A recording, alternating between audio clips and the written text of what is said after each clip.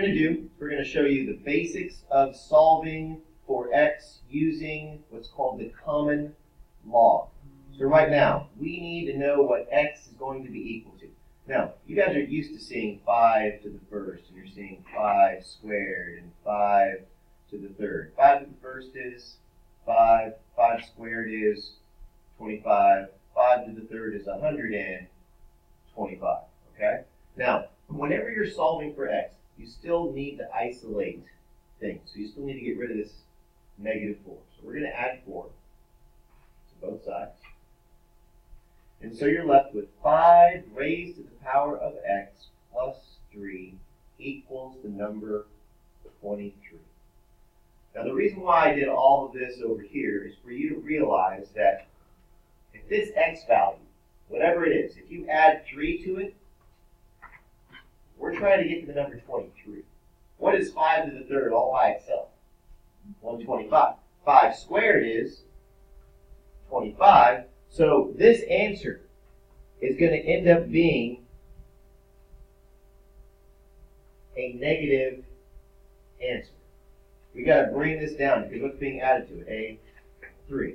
So 5 squared is 25. So would you agree we're going to be probably taking away slightly more than a 1 away? If I take away 1, the answer was negative 1, right?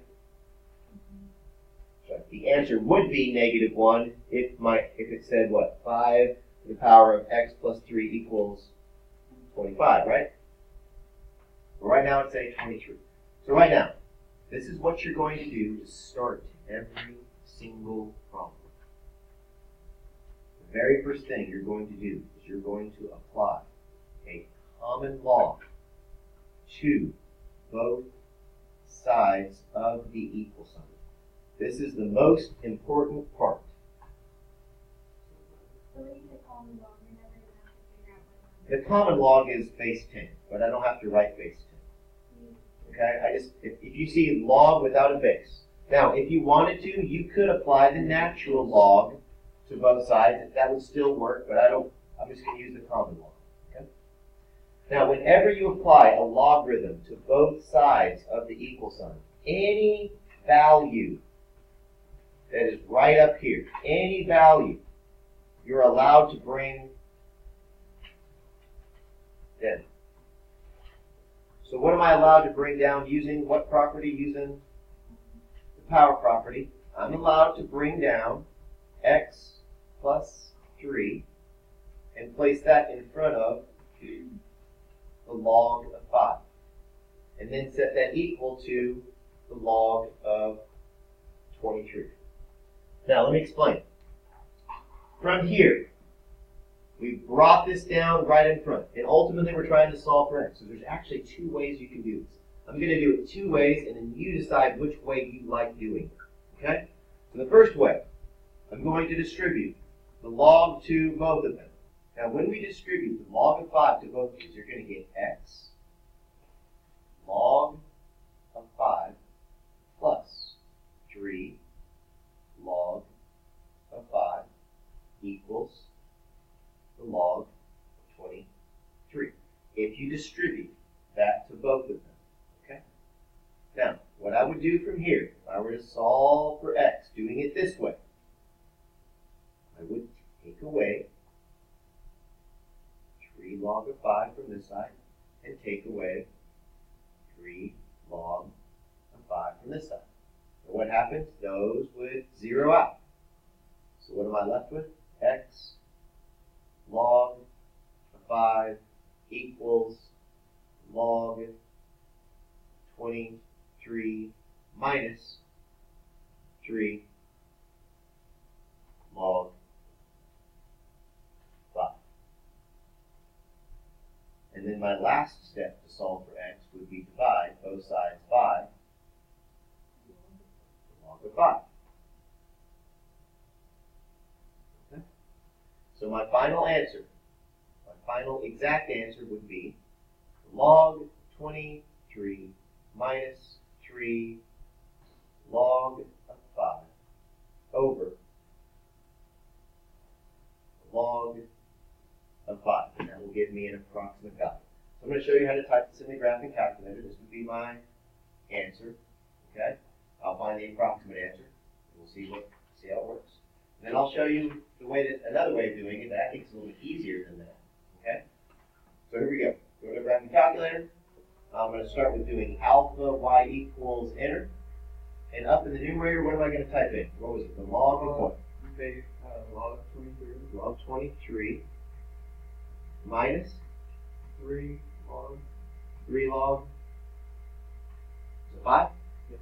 3 log 5. And then in the denominator is the log of 5. Is that correct? So press enter.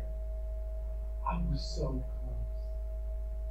And Josiah was guessing and checking, guessing and checking, guessing and checking. All right, so we have negative 1.05, we'll say 0.52. Okay? I was at negative 1.0523. Oh, so you're getting closer. You're getting closer. So right here. So that's one way. Okay? Let me show you another way. See if you like this way. We'll just start. By the way, the other way is this. Ready? We applied the common log, right? So we're not going to start all the way over.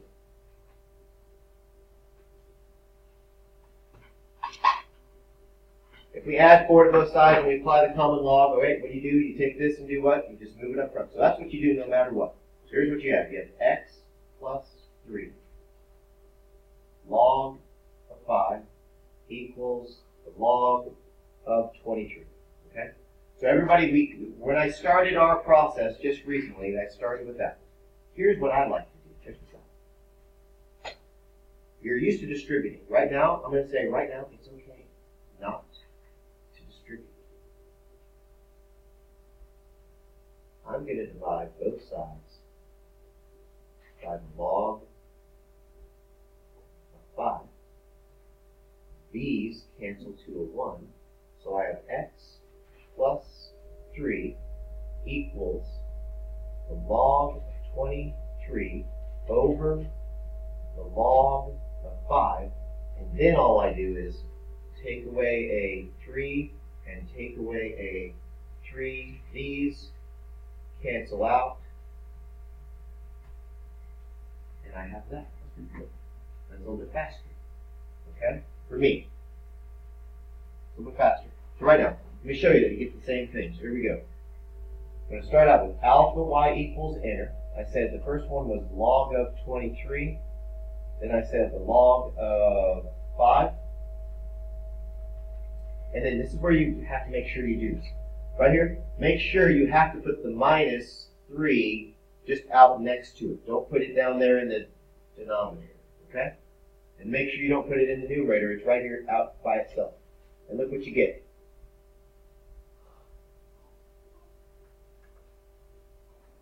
You get the same answer. This means the same as this. Okay? So, we have one more to do, except we're going to do it the shortcut. So here we go. One more, and then you guys are going to be working on your own. Here we go. So right now, what's the first step no matter what? What's the very first step when you see that? You're going to throw that 3 plus 2x in front. Not yet, silly. Oh. Apply the Common log. Yes. You're going to apply the common log. So log 2.